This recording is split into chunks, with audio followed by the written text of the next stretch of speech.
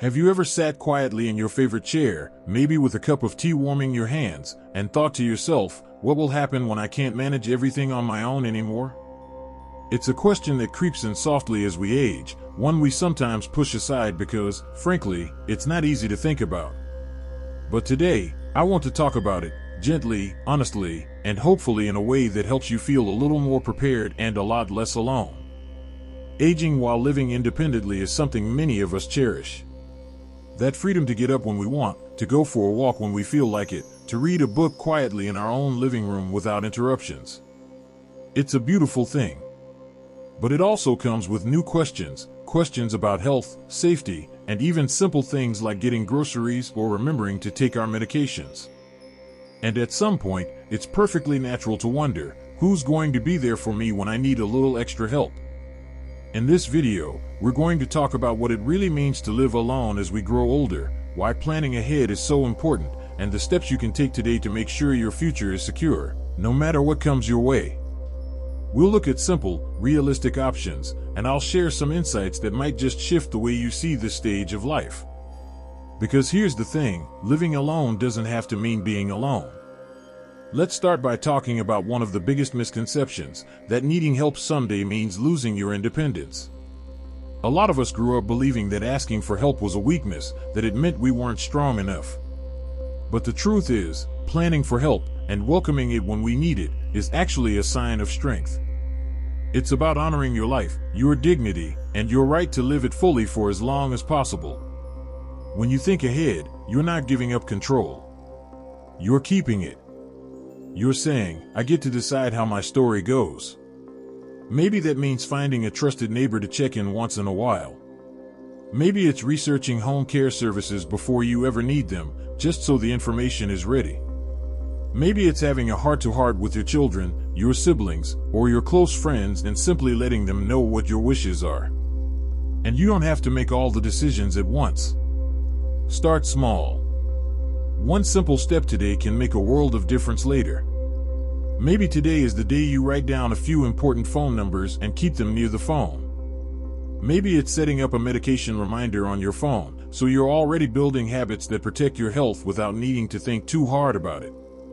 You know, one of the most powerful things I've seen over the years is how much peace people feel once they take even a tiny action toward preparing for the future. It's like a weight lifts off their shoulders. Suddenly, they're no longer worried about the what-ifs because they know, deep down, that they've got a plan. They've given themselves a gift, the gift of being able to live each day with a little more confidence and a little less fear. Now, another important thing to remember is that community matters, and community doesn't have to mean a big group of people. It can be one or two good neighbors. It can be a cousin you call once a week. It can be joining a local walking club, or a small book club at the library, or even connecting with people online if that's more comfortable for you. The key is staying connected, even in small ways. Because when you have a network, even a tiny one, you have people who can notice if something's not quite right.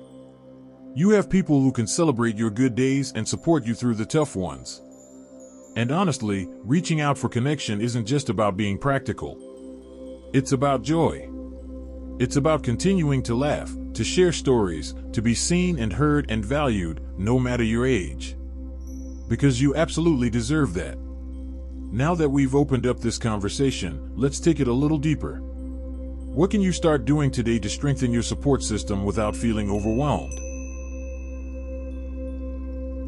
One of the simplest, yet most overlooked, ways to strengthen your future support is to start by looking right around you. Maybe you already have connections you haven't fully tapped into yet. Maybe there's a neighbor who always waves and smiles when you're out walking. Maybe there's a familiar face at the coffee shop who chats with you every morning. These little everyday moments are seeds. And with a little nurturing, a simple hello, a casual conversation, they can grow into real, reliable friendships. You don't need to announce, hey, I might need help one day. It's more natural than that. It's about building trust, day by day, person by person. It's about letting yourself be seen a little more, sharing a little more, and, just as importantly, being willing to accept kindness when it's offered. Because the truth is, people often want to help, they just don't know how unless we let them. Another big piece of the puzzle is being honest with yourself about what you may need down the road. It can be hard to admit that getting around the house might someday become tougher, or that remembering appointments might get a little trickier. But if you accept these possibilities with grace rather than fear, you can plan for them smartly. Maybe it's installing handrails now so you don't have to rush later. Maybe it's researching local home care agencies just to have their numbers handy, not because you need them today, but because someday you might appreciate having them ready. Being proactive isn't about being pessimistic. It's about empowering yourself. It's saying, I'm still in charge of my life. And don't overlook the power of professional support either. Today, there are so many resources available that didn't exist a generation ago. From visiting nurses to meal delivery services, to senior companions who can check in once a week just to chat and make sure everything's okay. There's a whole network out there designed to help seniors stay independent longer, but you have to know it's there and be willing to use it when the time comes.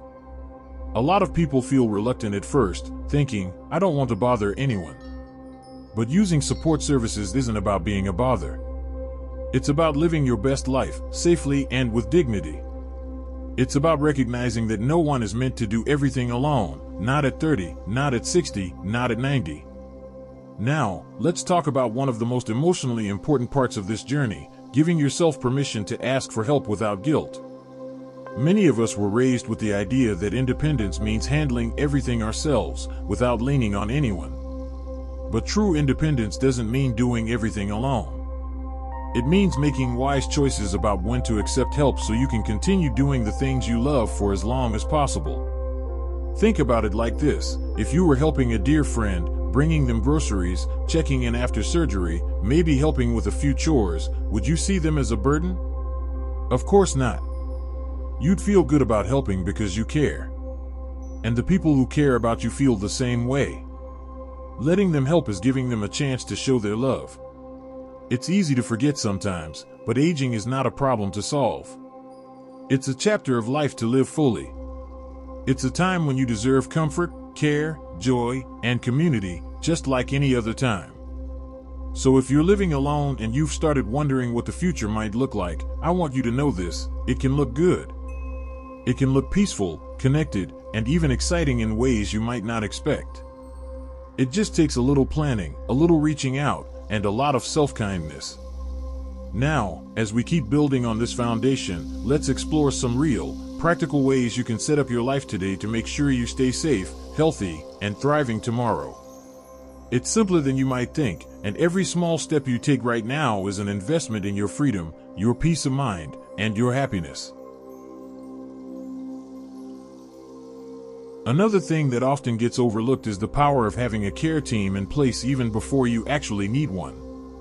Think about it like building your personal safety net, a mix of professionals, trusted friends, and family members, all ready to step in when needed. And here's the good news: you don't have to set this up all at once or make it formal like a business plan. It can be as simple as starting conversations. Maybe it's mentioning to your niece that you'd like her to be your emergency contact if anything ever comes up. Maybe it's checking out local organizations that offer aging-in-place services and seeing what kind of help they provide. Maybe it's sitting down with a financial advisor who specializes in retirement planning for seniors to make sure your future needs are covered, even if those needs feel far away right now. Taking these small steps is an act of self-respect. It's you saying, I value myself enough to prepare. It's you saying, I deserve to be taken care of, and I'm going to make sure that happens. And while we're talking about preparation, let's not forget the emotional side of living alone as we age. It's natural to feel a little lonely sometimes, but loneliness doesn't have to define this season of life. In fact, some of the happiest, most fulfilled seniors I know are the ones who took the initiative to create new routines and new circles of connection. It could be something as simple as joining a book club, even if you've never been much of a reader before. It could be volunteering once a week at the library, the animal shelter, or a community garden. It could even be learning something completely new, painting, playing an instrument, even joining a Tai Chi class. These activities aren't just hobbies, they are lifelines. They pull you into the stream of life, where you're seen, valued, and needed. Staying active and involved isn't just good for your happiness. It's actually good for your health. Studies have shown again and again that seniors who stay socially connected live longer, stay sharper mentally, and experience fewer health problems overall. So every time you step outside your comfort zone a little bit, even if it feels awkward at first, you're investing in a longer, richer life. Now, I know for some of you, even hearing these suggestions might feel overwhelming. Maybe you're thinking, but what if I'm shy? Or what if I'm not as mobile as I used to be? That's okay. Start where you are. Start small. A phone call to an old friend. A conversation with a neighbor. Even watching a few online classes from the comfort of your home can be a wonderful way to feel connected. The important thing is to remember you're not invisible. You're not forgotten.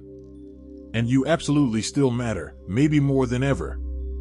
One beautiful part of this stage of life is that you get to redefine what care and connection look like for you.